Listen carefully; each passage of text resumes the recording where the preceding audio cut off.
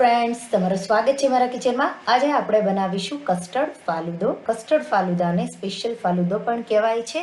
ફાલુદા અલગ અલગ ફ્લેવરમાં, જેમ કે રોયલ, રબડી, રોઝ ફાલુદો, મેંગો ફાલુદો અલગ અલગ ફ્લેવરમાં મળતા હોય છે. પણ આજે આપણે ઘરની જ સામગ્રીઓથી બને એવો સ્પેશિયલ કસ્ટર્ડ ફાલુદો બનાવીશું. તો એના માટે આપણે એક વાસણમાં 4 કપ ફૂલ ફેટ દૂધ લઈ લઈશું. જે વાસણ તમે લ્યો એ જડ્ડા તળિયાવાળું લેવાનું. એટલે દૂધ છે એ કઢાઈમાં કે વાસણમાં તળિયે ચોટે નહીં.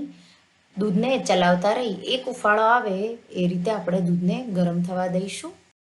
તો દૂધ ગરમ થાય ત્યાં સુધીમાં આપણે અડધો કપ ઠંડુ દૂધ લઈશું અને એમાં આપણે 3 table spoon vanilla custard powder ઉમેરી દઈશું. તો વેનીલા ફ્લેવરનો કસ્ટર્ડ પાવડર છે એ બધાને જ ભાવતો હોય છે. મેં એ જ વાપર્યો છે. સારી રીતે 3 ટેબલ સ્પૂન જેટલું કસ્ટર્ડ નાખી અને આપણે એને ગોટલીઓ ન રહે એ રીતે મિક્સ કરીશું. તો ગાંઠા ન રહે એ રીતે.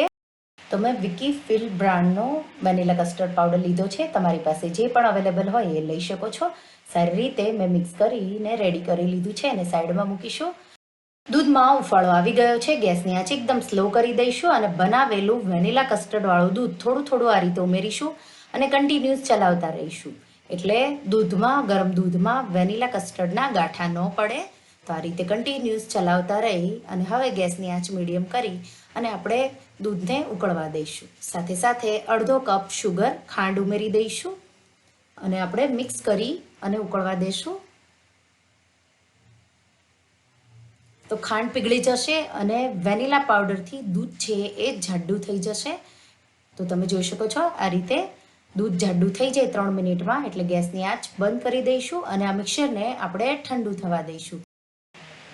રૂમ ટેમ્પરેચર પર આવે એટલે આપણે આ રીતે ગરણી લઈશું મોટી અને નીચે એક વાસણ મૂકી અને એને ગાળી લઈશું. એટલે જો ગાંઠા પડ્યા હોય વેનીલા કસ્ટર્ડ પાવડરના લીધે થઈને તો એ નીકળી જાય અને આપણું કસ્ટર્ડવાળું દૂધ છે એકદમ સ્મૂથ રેડી થઈ જશે.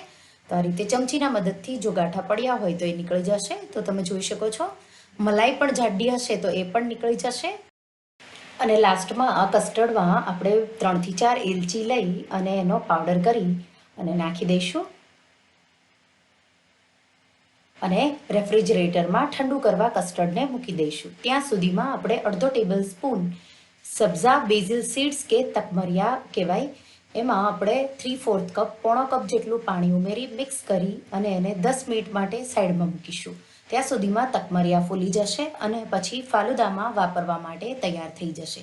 તકમરિયા એકદમ ઠંડા અને ગરમીઓમાં બહુ જ હેલ્ધી છે. અહીંયા મેં અડધો કપ સેવઈ, તો ઉપમા, જે સેવઈના ઉપમા બનતા હોય એ મેં લીધી છે. ઇઝીલી તમને માર્કેટમાં મળી જશે. 1/2 કપ જેટલું પાણી મેં ગરમ કરવા મૂક્યું છે. આપણે સેવઈને 4 થી 5 મિનિટ માટે મીડિયમ ગેસ પર ઉકાળી લઈશું એટલે સારી રીતે બફાઈ જશે. તો સેવઈ તમને ગ્રોસરી દુકાનમાંથી ઇઝીલી મળી જશે અને પેકેટ પર ટાઈમ લખ્યો હોય છે કે કેટલા ટાઈમમાં એ બફાઈ જાય છે. તો સેવઈ હવે બફાઈ ગઈ છે. ગેસની આંચ બંધ કરી એને ચાળણીમાં કાઢી એકવાર ઠંડા પાણીથી ધોઈ લઈશું અને એને સાઈડમાં મૂકીશું. હવે મેં અહીંયા 2 સર્વિંગ ગ્લાસ લીધા છે. પહેલાં આપણે એમાં એપલ સિરપ કે પછી જે પણ સિરપ તમારા પાસે હોય એ વાપરી શકો છો.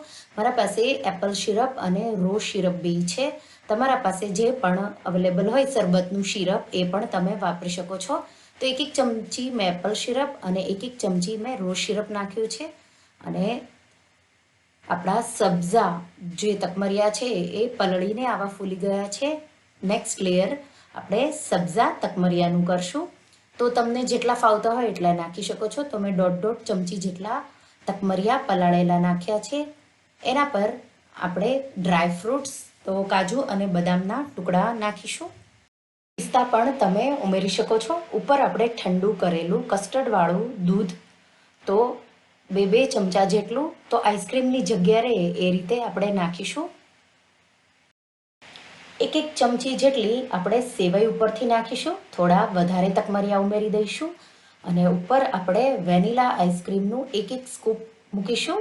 તો સર્વ કરવાનું હોય એ પહેલાં જ તમારે જસ્ટ મૂકવાનું, નહીંતર આઈસ્ક્રીમ છે એ તરત જ પીગળવા લાગશે. તો આ રીતે મેં આઈસ્ક્રીમના સ્કૂપ મૂકી દીધા છે અને ઉપરથી આપણે રોઝ સિરપ અને એપલ સિરપથી ગાર્નિશ કરી દઈશું. ઉપર ડ્રાય ફ્રૂટ નાખીશું.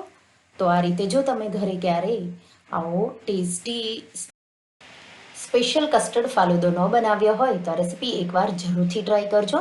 જો તમને આ સ્પેશિયલ કસ્ટર્ડ ફાલુદાની રેસીપી ગમી હોય તો રેસીપીને લાઇક કરજો, શેર કરજો અને મારા ચેનલને સબસ્ક્રાઇબ કરજો. અને આવી જ નવી રેસીપી માટે તમે બેલ આઇકન બટનને પ્રેસ કરજો. તો ઉપરથી મેં પિસ્તાના ટુકડા, કાજુના ટુકડા અને બદામના ટુકડાથી મેં ગાર્નિશ કર્યું છે. અને તરત જ તમે આ સ્પેશિયલ કસ્ટર્ડ ફાલુદાને ઠંડો ઠંડો સર્વ કરો. તો આ રેસીપી તમે એકવાર ટ્રાય કરી મને કમેન્ટમાં જણાવજો કે તમને મારી રેસીપી કેવી લાગી. Thank you for watching.